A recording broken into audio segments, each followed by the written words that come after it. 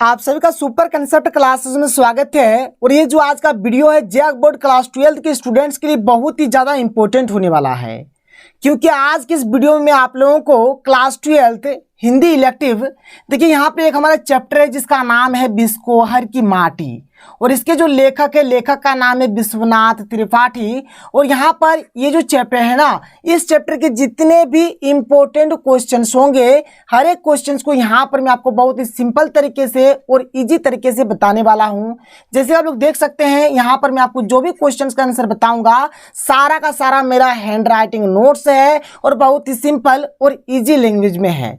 यहाँ पर किताब से कोई लेना देना नहीं है। अगर आप लोग एक बार पढ़ेंगे तो कंफर्म है कि आपका याद हो जाएगा, इसलिए आप लोग वीडियो पर कंप्लीट बने रहें। अगर आपको वीडियो पसंद आता है तो वीडियो को लाइक कर दीजिएगा। और देखिए आप लोगों का जो हिंदी इलेक्टिव है, हिंदी इलेक्टिव का जो एग्जाम है 26 मार्च को होने वाला है, बहुत ही कम समय है। और मैं सोच रहा हूं कि जितना भी चैप्टर से आप लोगों का हिंदी इलेक्टिव, एक्चुअल में हिंदी कोर का भी मैं आपको बाद में कराऊंगा, तो जो भी आपका हिंदी इलेक्टिव में जितने भी चैप्टर्स है, हर एक चैप्टर्स का जो इंपॉर्टेंट क्वेश्चन होंगे उसको मैं क्या करूंगा, एकदम हैंड राइटिंग नोट्स के माध्यम से और बहुत ही सिंपल तरीके से आप लोगों को बता दूंगा, जिससे आप लोगों का तैयारी अच्छे तरीके से हो पाए और आप लोग अच्छे तरीके से नंबर ला पाए। तो चलिए सर स्टार्ट करते हैं। देखते हैं सबसे पहला प्रश्न क्या है कि कोइयां किसे कहते हैं, उसकी विशेषताएं बताएं। देखिए सर, ये जो कोइयां है ना, तो कोइयां क्या है, तो कोइयां एक जलपुष्प है, मतलब जल में रहने वाला एक फूल है, यह पानी में उगता है। इसे कुमुद तथा कोका बेली भी कहते हैं। देखिए बात को समझिए, ये जो कोइया है ना, इसको हम लोग कुमुद के नाम से भी जानते हैं और कोका बेली के नाम से भी जानते हैं। लेखक के गांव में यह बहुत अधिक मात्रा में पाया जाता है। लेखक का जो गांव था, उस गांव में ये जो कोइया का जो ये फूल था बहुत ही अधिक मात्रा में पाया जाता है। तो बस सर ये रहा कोइया का डेफिनेशन। अब बात रहा इसके विशेषता का, तो चलिए इसके विशेषता को हम लोग अच्छे तरीके से समझते हैं, सिंपल तरीके से समझेंगे। लैंग्वेज बहुत ही सिंपल है। देख लीजिए कोइया की विशेषताएं क्या है। पहला पॉइंट है कि जहां भी पानी भर जाता है वहां कोइया अपने आप ही उग जाता है। देखिए मतलब जो लेखक का जो गांव था, जहां पर भी पानी भर जाता है ना, वहां पर कोइया ऑटोमेटिक एकदम अपने आप उग जाता है। ये बात हुआ एक पॉइंट। दूसरा पॉइंट, इसकी गंध अत्यंत मनमोहक होती है। इसका जो सेंट होता है बहुत ही मतलब एकदम मन को मोह लेने वाला, मनमोहक होता है।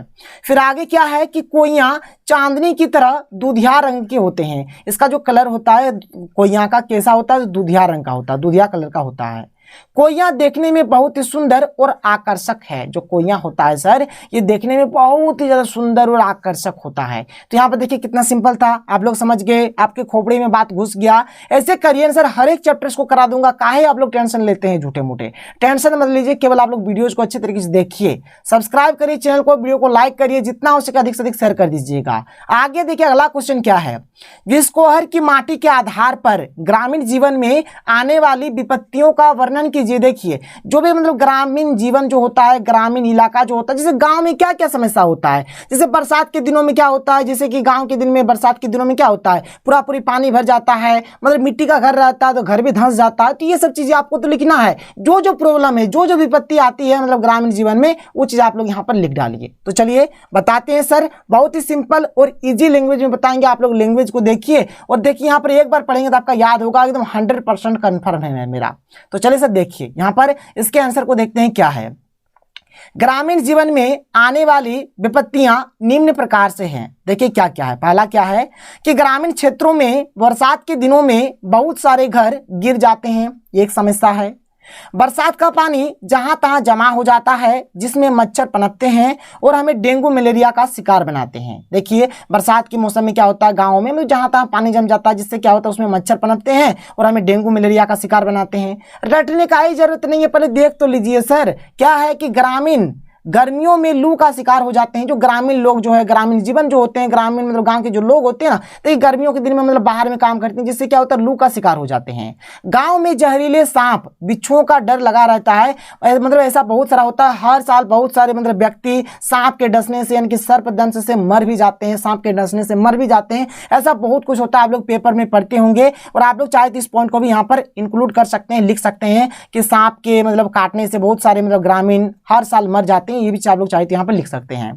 गांव में अंधविश्वास अधिक मात्रा में होता है, जो ग्रामीण जीवन को विपत्ति में डालती है। गांव में अंधविश्वास होता है, जैसे डायन का, भूत प्रेत, काला जादू, ये सब का होता है, जिससे क्या होता है वो उनका जो मतलब जीवन होता है वो विपत्ति में आ जाता है। गांव में चेचक जैसी महामारी आम बात है। गांव में मतलब चेचक जैसा ही जो महामारी है मतलब हमेशा फैलते रहता है। ग्रामीणों को प्राकृतिक आपदाएं जैसे बाढ़, सूखा इत्यादि का सामना करना पड़ता है। ये सब भी बात हो गया। आप समझ सकते हैं कितना सिंपल यहाँ पर मैंने आपको आंसर को बताया। चलिए सर आगे चलिए, आगे देखिए, आगे देखते हैं अगला क्वेश्चन। अगला क्वेश्चन देखिए, क्वेश्चन सिंपल है, छोटा सा क्वेश्चन है। देखिए क्या है कि विस्कोहर की माटी शीर्षक पाठ में लेखक ने किन फूलों और फलों की चर्चा की है। तो विस्कोहर की माटी शीर्षक पाठ में लेखक ने कोइया फूल, नीम के फूल, बेर का फूल तथा फलों में आम, सिंघाड़े की चर्चा की। वो सिंघाड़ा आपका समोसा वाला सिंघाड़ा नहीं, एक मतलब फल होता है जो मतलब पानी के अंदर होता है, कांटेदार होता है, मतलब कुछ इस प्रकार से मतलब फल होता है जिसको सिंघाड़े बोला जाता है। तो यहाँ पर ये जो फल है और फूल है यही सब का चर्चा हुआ जो कि मैंने आपको यहाँ पर बता दिया। आगे चलिए, आगे देखिए, अगला क्वेश्चन देख लीजिए सर। अच्छा क्वेश्चन है, इंपॉर्टेंट क्वेश्चन है, जितना भी क्वेश्चन है सारा का सारा इंपॉर्टेंट है। क्या है कि बच्चे का माँ का दूध पीना सिर्फ दूध पीना नहीं, माँ से बच्चे के सारे संबंधों का जीवन चरित होता है। टिप्पणी कीजिए। देखिए सर, अगर एक्चुअल में देखा जाए तो माँ और बेटे या फिर बेटी जो भी हो, मतलब माँ और बच्चे का जो मतलब रिलेशन होता है, जो संबंध होता है, जब बच्चा कोख में आ जाता है माँ का, उसी टाइम से दोनों का जो रिलेशन है वहीं से स्टार्ट हो जाता है। आप लोग देखे होंगे जो माँ होती है जब बच्चे कोख में होते हैं तो कुछ भी ऐसा वैसा नहीं खाती है जिससे बच्चे को तकलीफ हो या फिर बच्चे को सर्दी हो जाए। और देखिए एक्चुअल में होता क्या है, जब भी बच्चा जन्म लेता है तो शुरू से लेकर लगभग 3 साल 4 साल तक माँ जो होती है ना अपना दूध पिलाती है, फिर मतलब जो भी बच्चा होता है उनको बड़ा करती है, खिलाती है, पिलाती है, उनके साथ खेलती है, हंसती है, हर एक चीज़ करती है, अपनी ममता के छांव में रखती है, उन पर ममता लुटाती है, संकट की घड़ी में उनका साथ देती है। बस यही सब तो चीज़ आपको लिखना है जो कि मैंने यहाँ पर लिख के रखा है। चलिए आपको मैं समझा देता हूँ एक एक करके। क्या है देखिए, बच्चे का अपनी माँ से बहुत गहरा संबंध होता है। यह संबंध कोख में आने के साथ ही जुड़ जाता है। जब बच्चा जन्म लेता है तो माँ के दूध पर ही 6 महीने तक निर्भर रहता है। इस दूध को वह आगे 3 वर्षों तक और ग्रहण करता है। देखिए शुरू में तो 6 महीना पीता है और फिर आगे 3 साल तक और पीता है। माँ अपने बच्चों को दूध पिलाते समय अपने आंचल के छांव में रखती है। इस तरह दोनों एक दूसरे के साथ जीवन के कई वर्ष बिताते हैं और इसी प्रकार से मतलब दूध पिलाते पिलाते माँ बेटे मतलब माँ और बच्चे मतलब बहुत समय बिताते हैं, बहुत वर्षों तक बिताते हैं। ठीक है सर। बच्चा माँ के साथ ही रोता, हंसता, खेलता, खाता पीता बड़ा होता है। माँ ये सब देखकर बहुत खुश होती है। जाहिर सी बात है सर, हर एक माँ खुश होती है। माँ अपने बच्चों पर अपनी ममता लुटाती है। बच्चा माँ के आंचल में दूध पीता हुआ अपनी माँ के स्पर्श तथा गर्माहट को महसूस करता है। माँ बच्चे के लिए उसका पोषण करने वाली मित्र तथा एक स्त्री होती है। माँ का दूध पीकर बच्चा धन्य हो जाता है। बात सही है सर। चलिए आगे चलिए, आगे देखिए अगला क्वेश्चन। अगला क्वेश्चन क्या है, one of the most important question. देखिए सर एक्चुअल में बात क्या है। देखिए बात बहुत ही सिंपल है कि विश्वनाथ पर क्या अत्याचार हो गया। जो विश्वनाथ है, ठीक है, विश्वनाथ पर क्या अत्याचार हुआ था आपको बताना है। देखिए बात बहुत ही सिंपल है। जो विश्वनाथ था ना, विश्वनाथ का तो पहले जन्म हुआ और कुछ दिन बाद मतलब देखिए एक्चुअल में क्या हो रहा था, विश्वनाथ धीरे धीरे बड़ा हो रहा था। थोड़ा जैसे ही बड़ा होता है उनका एक भाई का जन्म हो जाता है। जब उनका भाई का जन्म हो जाता है तो माँ क्या करती है, विश्वनाथ को दूध पिलाना बंद कर देता है और अब वो उसके छोटे भाई को दूध पिलाना शुरू कर देते हैं। तो एक अत्याचार यहाँ पर हो गया।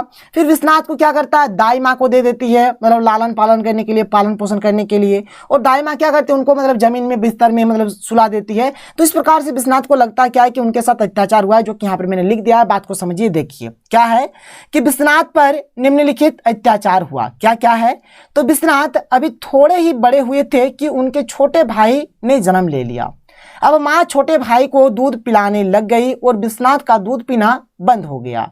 छोटा भाई माँ का पौष्टिक दूध पीता और विश्वनाथ गाय का बेस्वाद दूध पीते। तो यहाँ पर ये तो एक बात हो गया। फिर आगे देखिए दाई माँ वाला जो बात है और मैंने नीचे लिख दिया है, यहाँ पर आप लोग देख सकते हैं।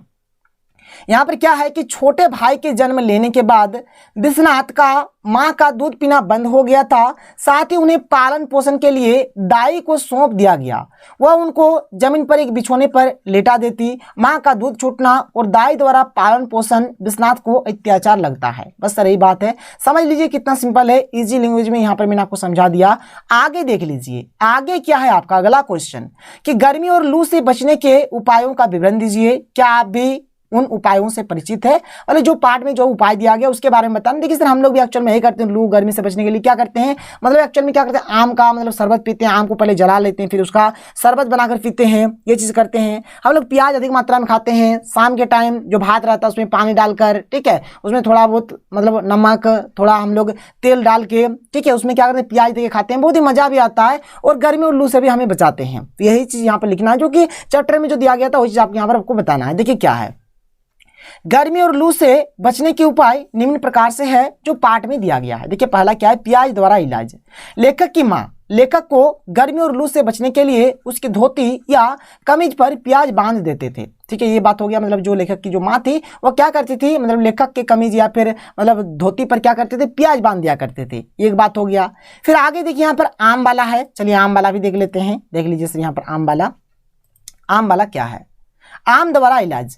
लेखक की माँ लेखक को गर्मी और लू से बचने के लिए आम का शरबत पिलाती थी, शरीर में आम का लेप लगा देती थी, मतलब शरीर में आम का लेप भी लगा देता था, और आम को उबालकर क्या करता था सर, उससे नहलाता था। उनका जो सर था, सर को मतलब धोती थी, इस प्रकार से काम करती थी। भूनकर या उबालकर उसके सिर को धोती थी। अब देखिए यहाँ पर ये सब जो उपाय बताया गया, क्या आप लोग इस उपाय के बारे में नहीं जानते हैं? बिल्कुल जानते हैं सर। प्याज कौन नहीं जानता, आम का ये जो जूस है कौन नहीं जानता, सब कोई जानता है। तो लिखा है हमने, हाँ हम सभी इन उपायों से परिचित है, मतलब हम सभी ये उपाय को जानते हैं। यही तो बात हो गया, कहानी खत्म हो गया। आगे देखिए, आगे आपका जो है अगला क्वेश्चन यहाँ पर क्या दिया गया है। अगला क्वेश्चन सर बहुत ही अच्छा क्वेश्चन है। देखिए सर यहाँ पर आंसर को मैंने किस प्रकार से लिखा, बात को समझिए। लेखक विश्वनाथ ने किन आधारों पर अपनी माँ की तुलना बतख से की है। देखिए यहाँ पर विश्वनाथ क्या बोलते हैं, एक्चुअल में अपनी जो माँ है, माँ की तुलना बतख से करते हैं। देखिए सर बतख क्या करती है, आप लोग देखे होंगे एक्चुअल में बतख क्या करती है, जैसे कि वह पानी में या फिर तालाब वगैरह में जैसे कि तैर रही है, तैरते तैरते जब उसको अंडा देने का जब होता है, टाइम आता है, तो पानी से तुरंत ही जमीन पर आ जाती है और पहले तो अंडा देती है, और अंडे को क्या करती है, अपने पंखों से मतलब छुपाए रखती है ताकि कोई भी व्यक्ति उनके अंडे को चुरा न ले। फिर बहुत ही ध्यानपूर्वक एकदम सतर्कता से, मतलब सावधानी पूर्वक अपने अंडे को फोड़ती है। उसी प्रकार से माँ भी तो करती है ना, अपने बच्चे की देखभाल, लालन पालन पोषण बहुत ही एकदम सतर्कता से करती है ताकि बच्चे को मतलब किसी भी प्रकार का कोई कमी ना रहे। वही चीज यहाँ पर साफ साफ लिखा गया है। देखिए लेखक के अनुसार जब बतख अंडा देने वाली होती है तो वह पानी छोड़कर जमीन पर आ जाती है। फिर अंडे देकर बतख उस अंडों को पंखों में छिपाए रखती है। वह अपने अंडे बड़े ही सतर्कता से फोड़ती है। इसी प्रकार माँ भी अपने बच्चों की देखभाल बड़ी सतर्कता से करती है और अपने बच्चों को संकटों से बचाती है। वही बात हुआ, जिस प्रकार से बतख अपने अंडे को बचा रही है उसी प्रकार से माँ भी अपने मतलब बच्चे को बचाती है। फिर आगे क्या देखिए, लेखक ने माँ और बतख दोनों को ममतामयी बताया है क्योंकि ये दोनों अपने बच्चों पर ममता लुटाती है। बतख भी और माँ भी दोनों अपना जो भी मतलब ममता होता है ना, इतना प्यार जो मतलब बच्चों से करते हैं ना, किसी और से नहीं करते हैं सर। फिर आगे क्या है, माँ अपने बच्चों को आंचल में छिपाकर दूध पिलाती है, ठीक उसी प्रकार बतख भी अपने बच्चों को पंखों में छिपाकर रखती है। बात क्लियर, कोई प्रॉब्लम नहीं होना चाहिए, बात को समझिए। आगे चलिए अगला क्वेश्चन देख लेते हैं। देखिए अगला क्वेश्चन, यहां पर अगला क्वेश्चन क्या है कि फूल केवल गंध ही नहीं देते, दवा भी करते हैं, कैसे? तो देखिए फूल केवल गंध ही नहीं देते, दवा का काम भी करते हैं। लेखक के गांव में अनेक रोगों का उपचार फूलों के द्वारा किया जाता है जो निम्न प्रकार से है। जो किताब में दिया गया उसी के अकॉर्डिंग हम लोग बात करते हैं और हम लोग भी जानते हैं सर। देखिए नीम का जो पत्ता होता है, जो फूल होता है, इसका उपयोग चेचक का बीमारी दूर करने के लिए किया जाता है, ठीक है, जिसको हम लोग मायर खेला भी बोलते हैं सर, एक्चुअल में बंगाली से बोलते हैं मायर खेला, ठीक है। तो जो भी होगा चेचक जो बीमारी होता है, इसका इलाज के लिए नीम का फूल और पत्तों का उपयोग किया जाता है। ये तो एक बात हो गया। फिर आगे देखिए, गांव में फूलों की गंध से सांप, महामारी, देवी, चुड़ैल इत्यादि का संबंध जोड़ा जाता था। एक्चुअली में बोला जाता था कि जैसे कि फूलों के सेंट से सांप नहीं आएंगे, महामारी नहीं फैलेगी, देवी खुश हो जाएंगी, चुड़ैल का प्रकोप नहीं रहेगा, ये सब चीज बोला जाता है। लेखक के गांव के बहुत सारे फूलों का उपयोग लू के उपचार में किया जाता है। लेखक के गांव में बहुत सारे ऐसे फूल थे जिनका उपचार मतलब लू के उपचार के लिए किया जाता था। देखिए यहाँ पर और आगे क्या दिया गया है कि बेर के फूल को सूंघने से ततैया का डंक झड़ जाता है। तो ये भी बात हो गया सर, नोट डाउन कर लीजिएगा। यहाँ पर मैं आपको जितना भी पॉइंट्स बता रहा हूं ना, अगर आप लोग एक दो पॉइंट्स छोड़ भी देंगे तब भी कोई दिक्कत नहीं है। फिर आगे देखिए अगला क्वेश्चन यहाँ पर क्या है कि विस्कोहर की माटी के लेखक माँ की ममता का वर्णन किस प्रकार करते हैं। बात बहुत ही सिंपल है। अभी मैंने आपको इतना कुछ बताया माँ और मतलब बच्चे के बारे में, वही सब चीज आपको यहाँ पर लिख देना है। तो विस्कोहर की माटी के लेखक माँ की ममता का वर्णन निम्न प्रकार से करते हैं। तो देखिए किस प्रकार से करते हैं, यहाँ पर मैंने बहुत सारे पॉइंट्स को लिख कर रखा है, एक एक करके हम लोग हर एक पॉइंट्स को डिस्कस करते हैं। तो देखिए यहाँ पर पहला जो पॉइंट है क्या है, माँ अपने बच्चे को अपने आंचल के छांव में रखती है। मतलब माँ जो है ना अपने बच्चे को अपने आंचल के छांव में रखती है ताकि बच्चे पर किसी भी प्रकार कोई आंच ना आए। माँ अपने बच्चे का देखभाल करती है, उसको खिलाती पिलाती और बड़ा करती है।